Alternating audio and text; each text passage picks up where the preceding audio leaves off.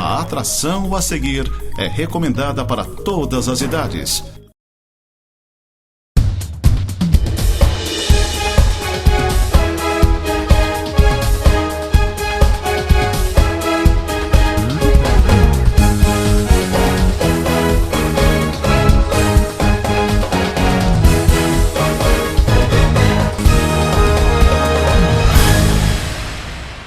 Muito bem, amigos, estamos mais uma vez de volta com o nosso Tema Livre aqui na Nova Área TV, solito, no mas, como diz o gaúcho. Um abraço ao nosso amigo Céu, sempre nos bastidores nos acompanhando. Céu, hoje é para ter trazido um chimarrão, né? Queria fazer bem mais informal o nosso programa. Aliás, vamos tentar trabalhar ele de forma mais informal, com bate-papo, tomando um chimarrãozinho e conversando, né? Vai ser mais conversado o nosso programa daqui para frente, não tem muito aquele lero-lero de informação. Claro, a gente vai trazer informações bastante sérias, mas vamos trabalhar de forma mais tranquila. E para começar, Céu, eu quero deixar um registro que eu estive num dos equipamentos aqui da Serra Catarinense, lá em Cerro Negro, e eu quero fazer um paralelo exatamente dizendo que o quanto os municípios que nunca tiveram vocação turística estão hoje investindo no turismo. É esse um novo modelo que está nascendo na Serra Catarinense, Céu, e trazendo oportunidades para quem gosta de ficar tranquilo, né? Fazer um turismo chamado de isolamento. Você imagina você vivendo lá em Florianópolis a semana inteira, dias e dias, naquela turbulência do trânsito e sofrendo todas as consequências de uma grande cidade? Aí você sobe a serra e vai para um lugar como Cerro Negro. Não tem vocação turística nenhuma, mas lá estão belos equipamentos, assim como tem em São José do Cerrito, Palmeira, né? Painel. Vocês não imaginam o que está existindo hoje na Serra Catarinense para que as pessoas possam vivenciar períodos de descanso e de tranquilidade a dois ou em família. Então eu estive na semana que passou em Cerro Negro, numa localidade do interior, e conheci pitaias do Prado. Pela primeira vez eu comi pitaia. Eu não tinha comido pitaia. Eu não sabia nem como cortava aquela fruta, como fazia. Então, na hora, a gente corta e tal, e a gente acabou tendo o prazer de provar. E sabe que é uma fruta deliciosa, repleta de vitaminas e coisas boas para que a gente possa suprir algumas necessidades do nosso corpo humano. E Pitaias do Prado está ali. Você tem uma bela de uma cabana, você pode fazer o colhe e pague, né? Você colhe, paga o quilo, enfim. Uma maravilha. Ele planta também melancia, planta abóbora, uva e outras. E fica às margens do rio Canoas, que interliga com o nosso rio Caveiras. Então, logo ele vai construir um pier, né, nos fundos daquela cabana, vai construir mais uma cabana ainda super luxuosa, segundo ele, para atender uma demanda que está sendo pedida. Então, só para vocês terem ideia, né, outra vez eu estive lá em Abdom Batista, eu estive em São José do Cerrito, em algumas propriedades, e isso tudo está fazendo parte do nosso projeto Serra Catarinense e o Turismo é Aqui. Já tenho agendado, então, para fevereiro, em Bom Jardim da Serra, e também de volta a Abdom Batista para falar de um outro empreendimento. Mas assim que vai. Por falar ainda em turismo, eu sempre vou pincelar algumas coisas, Céu, que ainda não comentei a respeito da Rota Caminhos da Neve. Eu trouxe esse assunto logo depois que a gente voltou no primeiro programa do ano, mas existe uma perspectiva muito grande de que aquele trecho entre São Joaquim até a Ponte das Goiabeiras, às margens do Rio Pelotas, seja asfaltado pelo governo de Santa Catarina. O governador Jorginho Melo esteve em São Joaquim, ali pelo dia 10 de janeiro, ele participou do rodeio de Santa Isabel e recebeu algumas demandas do prefeito Dorinho, novo prefeito de São Joaquim. E uma dessas demandas foi exatamente o pedido para que ele termine essa estrada até as margens do Rio Pelotas, né, até a Ponte das Goiabeiras. Essa também é uma reivindicação do lado do Rio Grande do Sul, do pessoal de Bom Jesus. Eu já contei para vocês que estive lá, porque isso tudo faz parte da BR-438, e eu achava que essa BR-438 já estava federalizada. Ela não está ainda, Céu. Ela está em processo de federalização, mas depende dessa federalização dos próprios governos de Santa Catarina e do Rio Grande do Sul em repassar essa estrada para a esfera federal. E até então não fizeram isso. Então, a estrada em São Joaquim pertence ainda ao governo de Santa Catarina, que é a SC 114. Por isso, então, a responsabilidade do governo de Santa Catarina em ainda dar manutenção e até terminar este asfalto. Se já estivesse nas mãos do governo federal, não teria mais justificativa para o governo ficar investindo. Lá no lado do Rio Grande do Sul, eu não lembro a nominação da estrada, eu não sei o que, 20, mas é também a 438 em processo de federalização, mas nas mãos do governo do estado do Rio Grande do Sul. Só para fazer este registro com relação às necessidades ainda para o complemento da BR-438 ou essa rota Caminhos da Neve. Aliás, estou só aguardando o comunicado para entender quais são os deputados do Rio Grande do Sul que estão alinhados com o propósito dessa região ali de Bom Jesus, no Rio Grande do Sul, também os deputados federais e estaduais. E não entendo até porque que a imprensa do Rio Grande do Sul, a grande imprensa do Rio Grande do Sul, ignora também por completo esta região.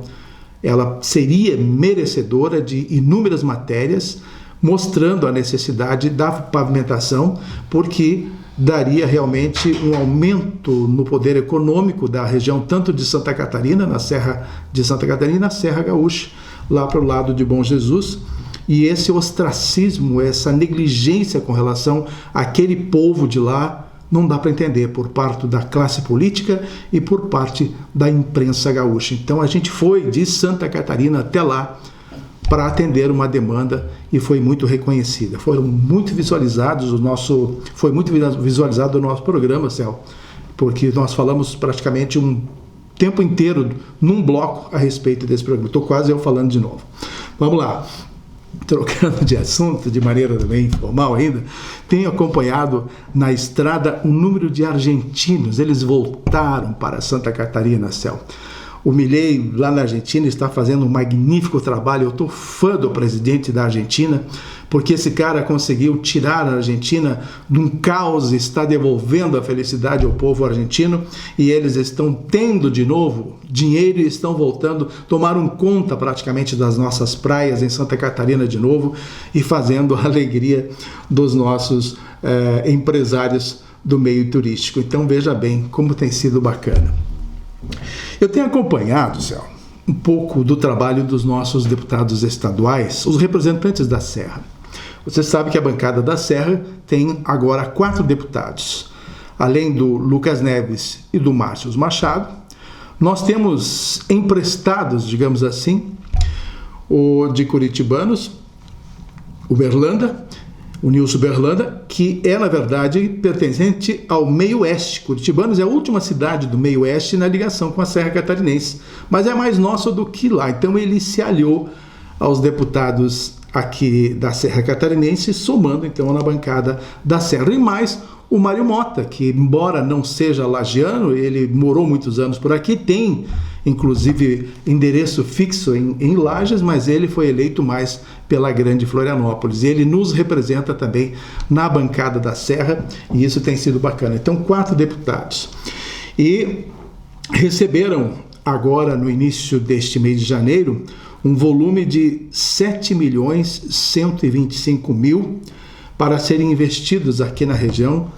A bancada é um dinheiro que vem da economia da Assembleia Legislativa e depois é rateada entre as bancadas. Tem bancadas que tem quase 10 deputados, caso lá do oeste de Santa Catarina, então o rateio é maior para lá, então sobrou aqui 7 milhões e pouquinho, e eles vão então, cada um deles vai receber 1,7 milhões para investir no que bem entenderem na Serra Catarinense. Então está aí um registro bastante importante, pois os nossos deputados precisam realmente fazer com que a nossa região progrida também esses investimentos através de emendas, seja sobra da casa lá da Assembleia Legislativa, eles poderão então fazer esses investimentos. O presidente da bancada da Serra, por hora, é o deputado Mário Mota, do PSD. Eu estou pincelando algumas coisas da política. Você conheceu a prefeita de Palmeira, a Fernanda Córdova? Pois então, ela acaba de assumir um cargo no governo do estado. Ela foi designada para um cargo de assessora especial do gabinete do secretário da Casa Civil. Mas ela vai fazer um trabalho aqui na Serra Catarinense. Ela poderia ficar dotada lá em Florianópolis, trabalhando no estado, pela Serra, dentro da Secretaria da Casa Civil. Mas ela vai ficar, na verdade, aqui na Serra Catarinense para atender as demandas da Secretaria e do Governo do Estado, como assessora especial, mas lotada aqui na Serra Catarinense. Não sei onde ainda vai ser o escritório dela, se vai ser lá em Palmeira ou se vai ser aqui em Lages, mas de qualquer maneira ela escolheu a Serra para ficar trabalhando, mesmo agora sendo assessora especial da Casa Civil. Daqui a pouquinho quero até fazer um registro no segundo bloco, porque nesta sexta-feira o governador, pela manhã, ele empossou novos secretários, e entre os secretários está o novo titular da Casa Civil. Então, com certeza vai interessar muito a nossa região, até porque a Fernanda vai estar atuando e nós vamos ter que ter um alinhamento nesse sentido e acompanhar quais serão então os trabalhos que ela vai desenvolver. Eu tenho um assunto bastante interessante, mas eu vou trazer então no segundo bloco, porque ele é um pouco longo. Eu vou falar das eleições, né? Vou falar das eleições, e eu quero então aproveitar esse restinho de tempo que você me disse para dizer quais são os secretários que foram empossados na manhã desta sexta-feira em Florianópolis. Então, o Kennedy Nunes, ex-deputado estadual, bastante experiente, ele estava na presidência do Diretran em Santa Catarina, ou do Detran Santa Catarina, e agora então vai assumir a Casa Civil para fazer a interlocução entre o governo e a Assembleia Legislativa, entre outras necessidades. Kennedy Nunes, então, como secretário da Casa Civil, será o chefe da Fernanda Córdova. O Bruno Oliveira, que era secretário de comunicação do prefeito Topázio Neto, na prefeitura de Florianópolis, deixa então a prefeitura para assumir a Secretaria de Comunicação do governo. E a Adeliana Dal Ponte será a secretária de Ação Social, e a Catiane Seife, esposa do senador Jorge Seife, vai ser a secretária de Turismo. Ela era a secretária adjunto, né, de Evandro Neiva, e agora então ela assume definitivamente a Secretaria de Turismo. Deverá visitar muito a Serra Catarinense até para entender e conhecer a nossa região, não sei se ela conhece. E aí mais, a Secretaria de Defesa Civil de Santa Catarina vai ter no comando o ex-prefeito de Blumenau, o Mário Hildebrand. Então, estão aí as novidades no governo de Santa Catarina. E eu quero depois, nesse segundo bloco, fazer um comentário bastante amplo, porque tem muita influência na questão das eleições de 2026, tá bom? Depois do intervalo, a gente chega com esse assunto.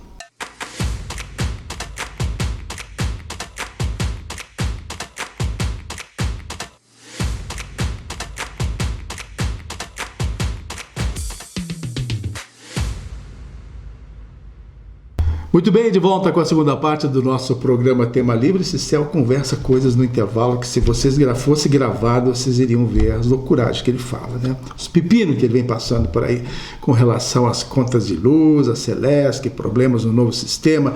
Quem sabe a gente aprofunda esse assunto e traz depois numa próxima edição, Céu. A gente tem acompanhado, vamos falar um pouquinho da cidade de Lages. A prefeita eleita, Carmen Zanotto, a nova prefeita de Lages, obviamente assumiu o município de uma forma em que a cidade estava praticamente relegada a segundo plano. Muitos problemas em várias áreas, recolhimento de lixo, buracos nas ruas, entre outras coisas. E aí, Céu, a gente acaba observando os comentários de pessoas em grupos de WhatsApp que a gente participa, Aí tem pessoas que acham que ela deveria ter chegado na prefeitura com a varinha mágica já, né? E só fazer assim. E vai aprumando tudo. Quer dizer, as pessoas começam... Pô, a prefeita já faz 20 dias que está na prefeitura e ainda está esse problema. Eu digo, 20 dias? Como se a pessoa fosse realmente mágica para resolver os problemas em 20 dias de administração. Gente, a outra administração ficou 8 anos, deixou a cidade no ostracismo, num problema seríssimo. Agora, em menos de 20 dias, ou pouco mais de 20 dias, tem gente que acha que a prefeita já tinha que ter resolvido tudo, porque eu votei nela para ver as soluções e ela não está fazendo como eu imaginei. Pouco mais de 20 dias, ninguém é mágico, ninguém é super poderoso para fazer uma coisa. Vamos dar um tempo, ela vai levar mais ou menos 1 ano ou 2 para arrumar essa casa, para deixar em ordem como a gente quer. Mas muito bem. Primeira coisa que fez foi fazer uma faxina na cidade, porque o mato estava tomando conta das ruas de toda parte. Faxinou a cidade.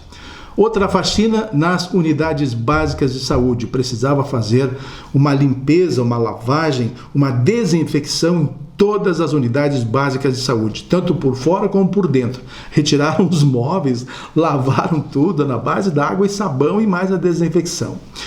Bastante interessante, eu nunca tinha visto isso, Céu, mas está aí, ainda está praticando esse trabalho na cidade. E o outro emergencial serviço, ela conseguiu, através do consórcio intermunicipal, usar os serviços da usina de asfalto da Amures, que atende todos os 18 municípios, mas é claro, é um serviço contratado, mais barato e tudo mais, para fazer uma grande operação tapa-buracos. A cidade está hoje virada em máquina e ruas sendo trabalhadas com essa tapação de buracos, e a gente espera que logo, então, as coisas se resolvam. Mas, nesse sentido, estão acontecendo os trabalhos. Providenciando também, finalmente, o projeto para a revitalização da Avenida Belisário Ramos. Não sei se vocês lembram que o governador Jorginho Mello, ainda na gestão passada, deliberou para a então gestão anterior 28 milhões para fazer a execução ou iniciar as obras de revitalização da Avenida Belisário Ramos, a nossa Avenida Cará, e até então o prefeito deixou passar, não fez nada, não fez projeto e não começou as obras. Carmen, então, tem na conta 28 milhões e assim que terminarem as avaliações e os projetos que não foram feitos, agora vai dar início, então, à revitalização da Avenida Belisário Ramos. Entre outras providências que a gente vai comentando com vocês no decorrer dos nossos programas. Ainda faltam algumas secretarias na indicação de titulares e a gente vai aguardar também essas nomeações daqui para frente. Muito bem. Vamos falar um pouquinho sobre as perspectivas das eleições de 2026, meu amigo Léo. Você gosta quando eu trago esses assuntos. Essas eleições estão mais próximas do que a gente imagina. Céu, essas mudanças do secretariado do governo do estado, nesta sexta-feira, elas têm reflexos para as eleições de 2026, porque alguns desses nomes e outros que virão, inclusive oriundos do MDB, poderão definir o futuro das eleições de 2026. Nesta semana, o MDB esteve reunido em conversações virtuais para decidir se permanece no governo de Jorginho Mello, se aceita as secretarias que o governo está oferecendo, e essas secretarias são bastante importantes, como a da Agricultura, e quem assumir a Agricultura vai ter a porteira aberta para escolher também os dirigentes da IPAGRE, da SIDASC, quer dizer, a Agricultura fica nas mãos, será uma das mais importantes secretarias nas mãos de um secretário, e poderá vir do MDB. 2 nomes estão aí para assumir. Um deles é o Antídio Lunelli, que é deputado estadual, e também o Carlos Chiodini, deputado federal, e não se sabe qual deles que vai assumir. Está mais pendente para Carlos Chiodini.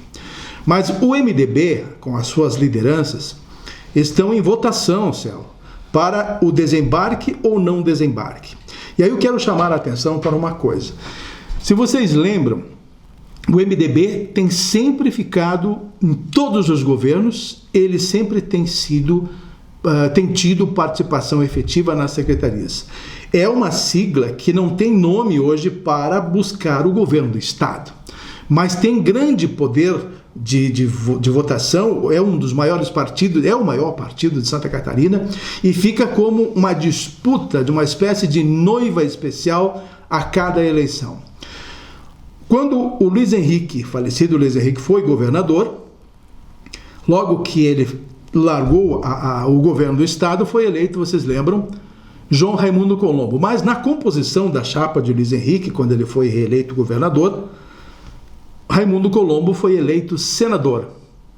Raimundo teve todo o apoio do MDB e mais o do PFL, PSD naquele tempo, e o PS, aliás, os democratas, enfim, foi eleito senador. No Senado ele ficou 6 anos e veio para concorrer ao governo. Pinho Moreira, do MDB, era vice.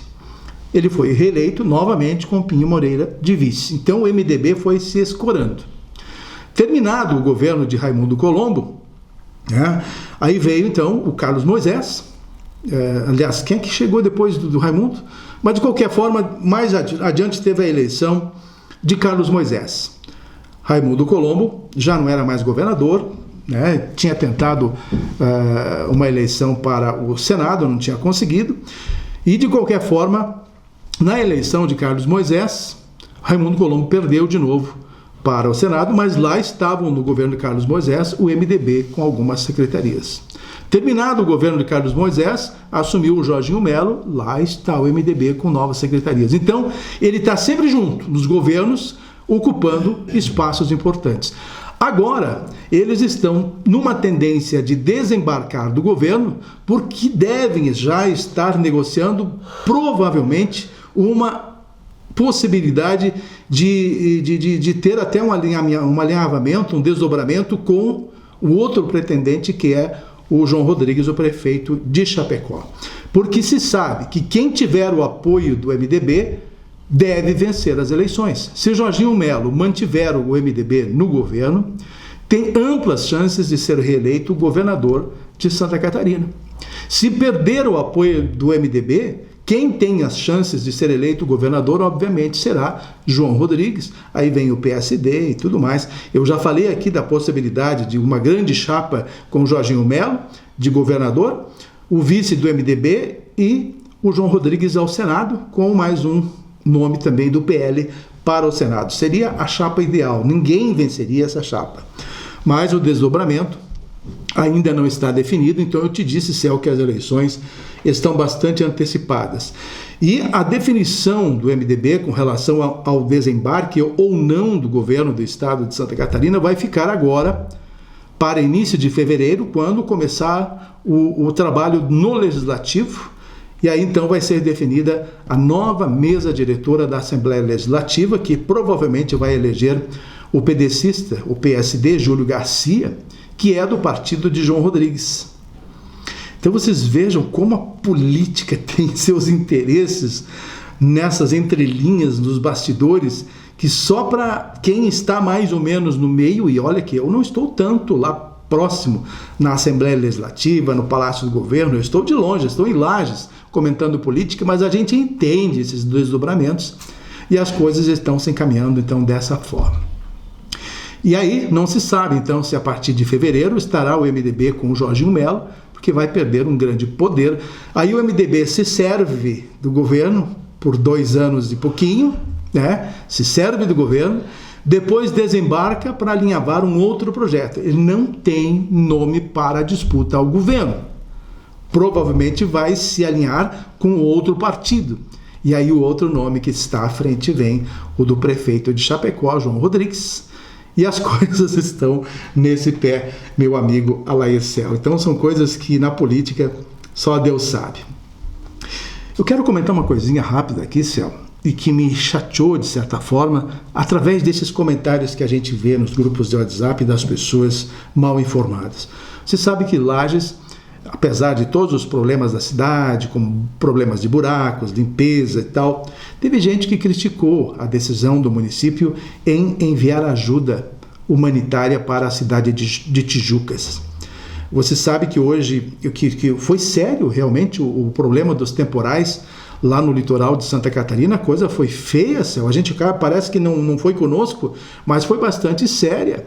E as cidades foram bastante prejudicadas, as cidades litorâneas, Tijucas, Balneário, Camboriú, Florianópolis, Itajaí, olha, Itapema, essas cidades sofreram barbaramente com as chuvas, mas como as informações praticamente não chegam como deveriam para nós não entendemos a dimensão da necessidade desses municípios na recuperação. E a cidade de Lages, Carlos Zanotto, decidiu encaminhar uma ajuda humanitária, mandou uma máquina, mais algumas pessoas, mais 1 ou 2 caminhões para ajudar na limpeza e escolheu a cidade de Tijucas.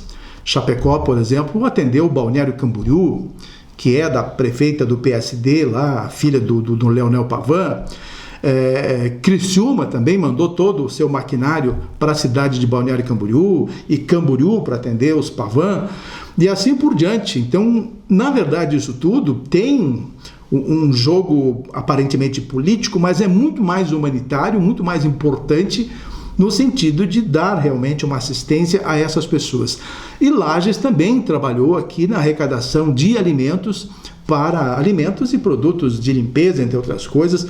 Houve uma mobilização e produtos também foram enviados para essas cidades. Então não dá para entender como as pessoas fazem uma crítica dizendo que a cidade de Lages está precisando de serviço e ficam mandando maquinário para uma outra cidade. Agora, se fosse o contrário, se Lages estivesse precisando de ajuda e Tijucas ou Balneário Camboriú, Florianópolis mandasse equipamentos para ajudar a nossa cidade, nós iríamos aplaudir. Então é de uma ignorância sem tamanho, Céu, uma atitude nesse sentido. E a gente não pode admitir. Assim, a gente encerra o nosso programa Tema Livre e a semana que vem estamos de volta, se Deus quiser.